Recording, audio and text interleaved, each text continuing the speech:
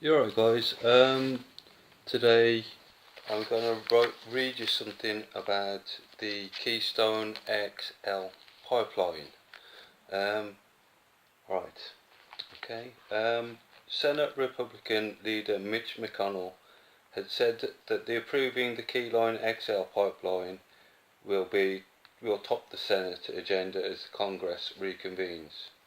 If approved, the Keystone project would move 83,000 barrels of crude oil from the Alberta tar sands in Canada to refineries of the Gulf Coast of Texas every day.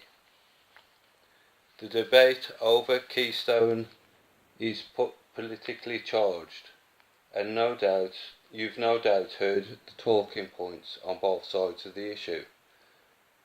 But digging past into the politics, what's really at stake?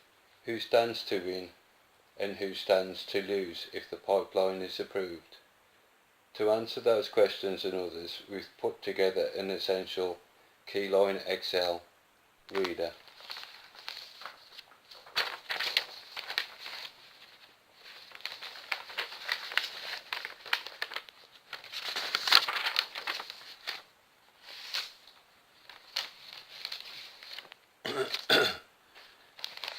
The Keystone XL pipeline project was a proposed 1,179 mile, which is 1,897 kilometres. A 36-inch diameter crude oil pipeline beginning in Hardishley, Atlanta, and exiting south to Steele County, Nebraska. This pipeline was intended to be a critical infrastructure project for the energy security of the United States and for the strengthening of the American economy. But, as we can see, with the production of crude oil and its spin-off petrol, natural gas, or as I say, natural gas, it's a carcinogen to the atmosphere, it's poisoning the atmosphere, it's turning as the emissions and things evaporate into the atmosphere, it forms into the clouds, and the clouds then rain, which is the acid rain, which is destroying the crops, which in turn seeps back into the ground, and the whole process, then it goes into the water, and then obviously the whole process starts again. And the more polluted the atmosphere becomes, then the more we'll see death of animals, death of crops, droughts, severe floods. We'll see thunderstorms because there'll be chemicals in the atmosphere. Okay guys, going back onto this, I digress a bit, sorry. The pipeline would have meant thousands of much needed jobs for America, increased tax benefits, and for countries and communities as a safe, secure, reliable source of energy to help fuel the everyday lives of Americans.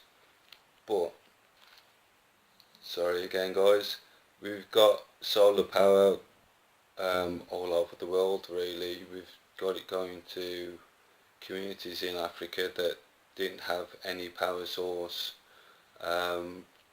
We've got, there's Apple that's got their solar powered building in America, which emits more power than they actually need, and as you know, it takes a hell of a lot of power to run an Apple factory, as you could imagine.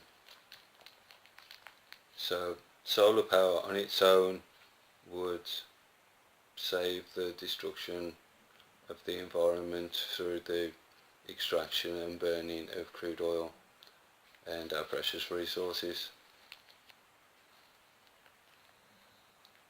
After a 7-year review process, on November 6, 2015, President Obama denied the required presidential permit for the Keystone XL pipeline, which was good, really. But on the 8th of January, hang on, sorry, 6th of January 2016, transcanada challenged that denial by announcing it has taken legal action under the North American Free Trade Agreement, or NAFTA,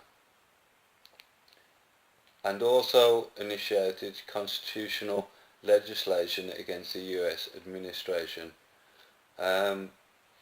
Any company that thinks it's bigger than the president shouldn't really be continued to do its business. Whether it's, well, if it was an ethical business, it wouldn't be challenging the things like it does. I mean, at the moment, the fracking companies, the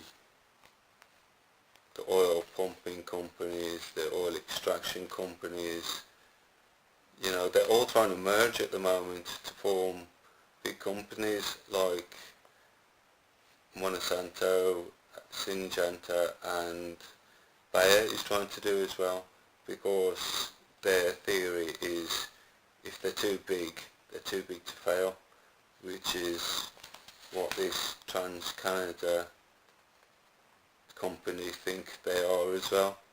But there's no company bigger than what they're doing to the environment. They're destroying the environment, and that can't be allowed to happen, whether they're, you know,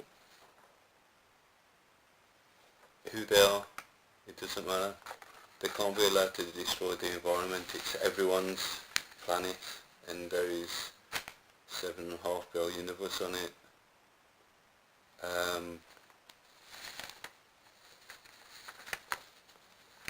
I'll be reading you more about this as the days go on and the weeks go on.